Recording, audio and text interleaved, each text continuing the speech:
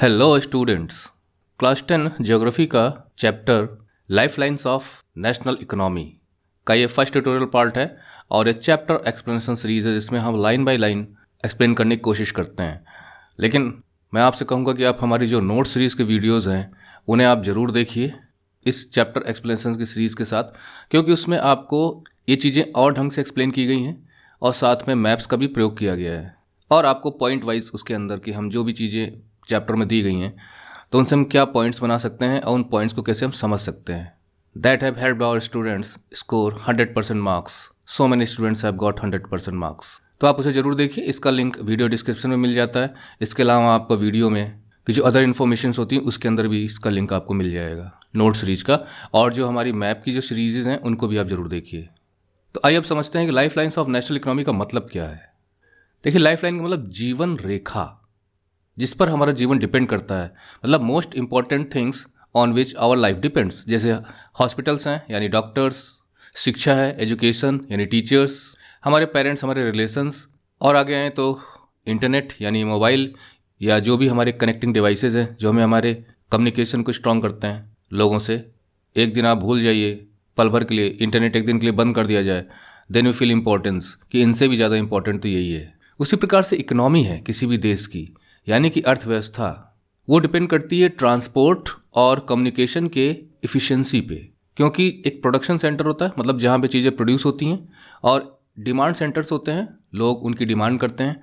तो यहाँ से यहाँ तक चीज़ों को पहुँचाना, प्रोडक्शन से डिमांड सेंटर तक एक सप्लाई चेन डेवलप करनी पड़ती है, और वो ट्रांसपोर्ट के जरिए होता है, चाहे वो रेल हो, चाहे वो रोडवेज़ हो, चाहे वो वाटरवेज़ हो, चाहे वो एयरवेज़ हो।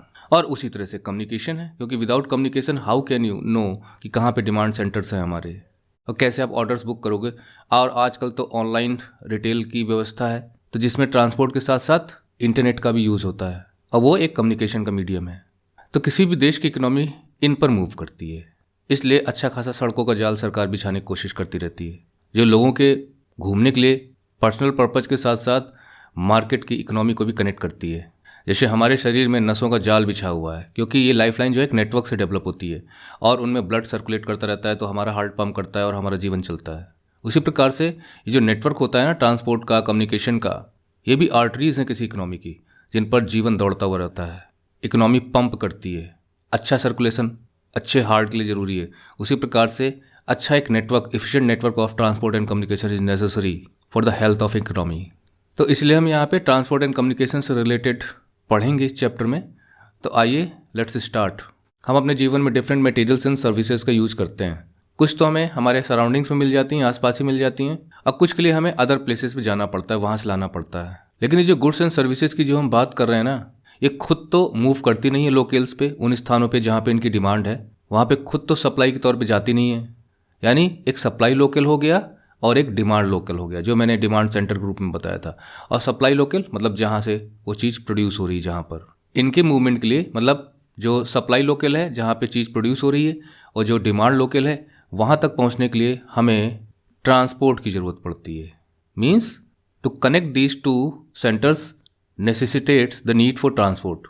तो कुछ लोगों की आवश्यकता पड़ती है जो इस काम में लगे हों, मतलब यहाँ से यहाँ तक की जो ट्रांसपोर्ट व्यवस्था है उसमें लगे हों, उसमें इंगेज हों। That is some people are engage in facilitating these movements. इन्हें हम ट्रेडर्स कहते हैं, व्यापारी, जो खुद तो कोई चीज़ प्रोड्यूस नहीं करते बल्कि प्रोडक्शन सेंटर से चीज़ों को उठाकर और डिमांड लोकल्स तक, कंज्यूमर तक पहुंचाते हैं, वही है व्यापारी। उसके लिए बीच में रिटेल स्टोर्स भी होते हैं, वो व्यापारी यहाँ तक पहुँचा सकते हैं और यहाँ से कंज्यूमर डायरेक्ट ले सकता है। तो आपको पता चल गया कि ट्रेडर्स कौन होते हैं, and they make products come to the consumers. उनकी मदद से कंज्यूमर तक वो प्रोडक्ट पहुँचता है, और कैसे? By transportation. तो हम ये कह सकते हैं कि pace of development of the country depends upon the production of goods and services. तो किसी भी इकोनॉमी की रफ्तार डिपेंड करती है कि वहाँ पे गुड्स एंड सर्विसेज का प्रोडक्शन हो, और साथ ही साथ एज वेल एज उनका मूवमेंट भी उतना ही अच्छा होना चाहिए। ओवर स्पेस मतलब जहाँ जहाँ जैसे जैसे जगह जगह ज़रूरी पड़े वहाँ जाना चाहिए, वो सप्लाई पहुँचनी चाहिए। तो इसलिए एफिशिएंट मीन्स ऑफ ट्रांसपोर्ट मतलब movement and are prerequisites for fast development. तो तेज़ी से विकास के लिए प्री रिक्विजिट मतलब ज़रूरी है, ये इम्पॉर्टेंट है ट्रांसपोर्ट। तो ये मूवमेंट कैसे हो सकता है? ये मूवमेंट 3 डोमेन्स पे हो सकता है, 3 इंपॉर्टेंट डोमेन्स, 3 जगहों पे हो सकता है, जैसे अर्थ यानी कि भूमि पर, वाटर पर और हवा में। और इस तरह से हम 3 क्लासिफिकेशंस कर सकते हैं ट्रांसपोर्ट के। कौन कौन से? Land transport, water transport and air transport. For a long time trade and transport were restricted to a limited space. पहले क्या है कि ये मूवमेंट लिमिटेड स्पेस तक ही सीमित था, मतलब ट्रांसपोर्ट कुछ ही दूरी तक मूव करता था, लंबी दूरी तक ट्रांसपोर्ट नहीं चला करते थे, गाड़ियाँ नहीं चला करती थी। With the development in science, लेकिन साइंस एंड टेक्नोलॉजी में विकास के साथ साथ जो ट्रेड का इन्फ्लुएंस है वो काफ़ी बढ़ा है एंड ट्रांसपोर्ट भी चारों तरफ फैल गया है। और अब तो कंट्रीज़ कनेक्ट हो जाती हैं, चाहे वो ट्रांसपोर्ट हो यानी एयरवेज के माध्यम से और कम्युनिकेशन के माध्यम से। तो इसलिए हम आजकल कहते हैं कि जो पूरा संसार है वो एक प्रकार से एक बहुत बड़े गांव में कन्वर्ट हो चुका है। क्योंकि गांव देखिए सेल्फ सफिशिएंट होते थे, पहले कोई भी चीज़ों की ज़रूरत होती थी गांव वाले खुद ही पूरा कर लेते थे, उन्हें बाहर जाने की जरूरत नहीं पड़ती थी। छोटी सी हाट होती थी तो बाहर से इंपोर्टेड चीज़ें भी उन्हें मिल जाया करती थी। मतलब गाँव के लोग उन चीज़ों में खुद ही सेल्फ सफिशिएंट थे, जैसे सब्जी है, अनाज है, उसी प्रकार से लोहार है, बढ़ई है, चमड़े पे काम करने वाले लोग हैं, वैद्य हैं। तो इसी तरह एक सेल्फ सफिशिएंसी होती थी। तो उसी प्रकार से इतनी अच्छी कनेक्टिविटी डेवलप हो चुकी है, कम्युनिकेशन नेटवर्क बन चुका है कि लोग एक जगह से दूसरी जगह कुछ ही घंटों में पहुंच जाते हैं। और बात तो इस कोने में, दुनिया के एक कोने में बैठा हुआ व्यक्ति दुनिया में दूसरे कोने वाले बैठे हुए व्यक्ति से वीडियो कॉल कर सकता है आज की तारीख में। That is on the basis of speed of internet. और इंटरनेट एक कम्युनिकेशन मीडियम है, तो लोग पास आ चुके हैं ना एक दूसरे के। That is why we called it that the world has become global village. एक वैश्विक गांव बन चुका है जहां पर आदमियों की पहुंच दूसरे आदमियों तक आसानी से है, real as well as virtual presence, because we have so much of transport and communication efficiency. और अगर हम इसे इकोनॉमिकली समझना चाहें तो मार्केट की जो कनेक्टिविटी हो चुकी है पूरी दुनिया की आपस में, इंटरनेशनल मार्केट्स, तो वो ग्लोबलाइजेशन हम उसे कहते हैं इकोनॉमी में। तो पूरा विश्व आज सिमट कर एक गांव की तरह से, बड़े गांव की तरह हो चुका है और उसकी वजह है एफिशिएंट मूविंग ट्रांसपोर्ट। लेकिन ट्रांसपोर्ट तभी ये सफल हो पाया है इस ग्लोबलाइजेशन में क्योंकि हमारे यहाँ उतना ही डेवलप्ड कम्युनिकेशन सिस्टम भी है। तो इसलिए transport and communication and trade ये सब एक दूसरे की मदद करते हैं। That is they are complementary to each other. अगर ट्रेडर चाहेगा कि हाँ हम चीज़ों को एक जगह से दूसरी जगह आसानी से पहुँचा दें तो उसे ट्रांसपोर्ट की आवश्यकता पड़ेगी और बीच में लिंक इस्टेब्लिश करने के लिए दोनों लोकल्स पे कम्युनिकेशन की आवश्यकता पड़ेगी। एक रिटेलर बैठा हुआ है और कंज्यूमर्स उसके यहाँ जो सामान ले जा रहे हैं उसकी कमी हो गई है, अब उसे मंगाना है तो तुरंत मोबाइल फ़ोन उठाएगा और ऑर्डर बुक कर देगा, कम्युनिकेशन। और फिर वो ट्रांसपोर्ट के जरिए वो सामान उसके तक पहुँच जाएगा, ट्रांसपोर्ट। तो एक दूसरे की मदद करते हैं तब चीज़ें मूव करती हैं। दैट इज़ वाई कॉम्प्लीमेंट्री, एक दूसरे की कमी को पूरा करते हैं, दैट इज़ कॉम्प्लीमेंट्री। ट्रेडर को ट्रांसपोर्ट की आवश्यकता पड़ती है तो ट्रांसपोर्ट अवेलेबल हो जाता है, उसी तरह से कम्युनिकेशन अवेलेबल हो जाता है। Today India is well linked with the rest of the world.